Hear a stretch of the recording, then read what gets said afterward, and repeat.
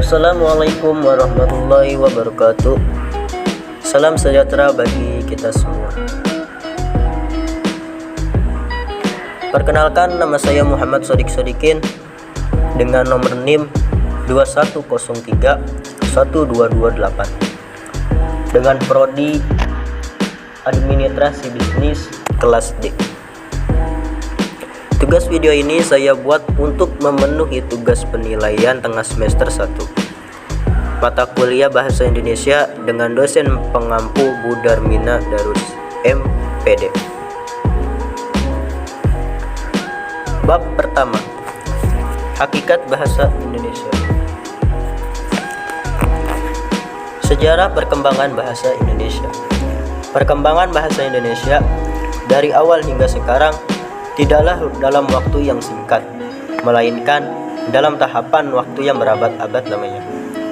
Bahasa Indonesia lahir pada tanggal 28 Oktober 1928. Berikut adalah sejarah bahasa Indonesia dari abad ke abad. Bahasa Indonesia abad ke-7 sampai 9, Bahasa Indonesia abad ke-14 sampai 16, Bahasa Indonesia abad ke-17 sampai 18, Bahasa Indonesia abad ke-19, Bahasa Indonesia abad ke-20, Bahasa Indonesia abad ke-21.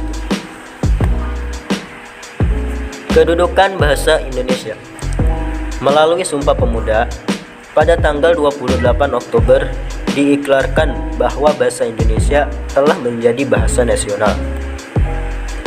Kedudukan bahasa Indonesia terdapat juga dalam Undang-Undang Dasar 1945. Ada pula fungsi dari bahasa Indonesia. Fungsi bahasa Indonesia dibedakan menurut kedudukannya, yaitu yang pertama sebagai bahasa nasional, yang kedua sebagai bahasa negara. Variasi bahasa Indonesia. Variasi bahasa lisan dan tulisan, variasi bahasa resmi dan tak resmi, variasi bahasa diaktral, variasi bahasa kaum terpelajar, variasi bahasa bidang khusus, variasi bahasa baku tulis dan baku lisan, dan yang terakhir bahasa Indonesia yang baik dan benar. Bab kedua, ejaan yang disempurnakan atau EYD. Apa sih itu EYD? Ejaan yang disempurnakan atau EYD merupakan sistem ejaan yang resmi di Indonesia. EYD mengatur tentang pemakaian huruf, penulisan unsur serapan, penulisan kata, dan penggunaan tanda baca.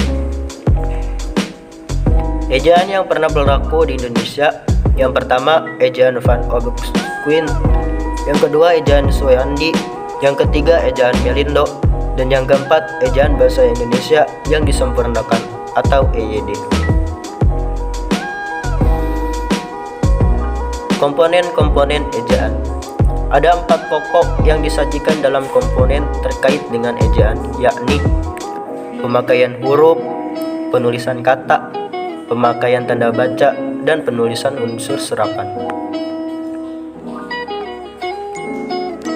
Bab ketiga, pengertian kata, istilah, dan diksi. Pengertian kata. Secara umum, kata dapat dirumuskan sebagai bentuk lingual yang memiliki urutan fonem yang tepat. Pengertian istilah.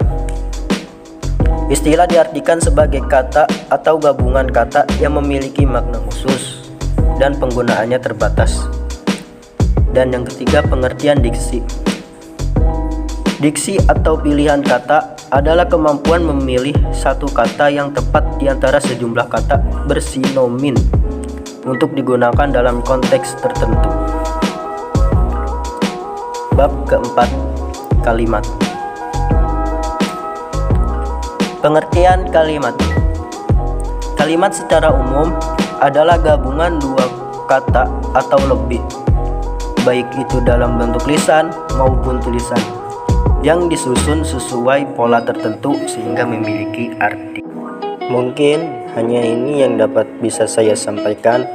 Mohon maaf atas kesalahan dan terima kasih kepada dosen pengampu yang telah membantu dan membimbing.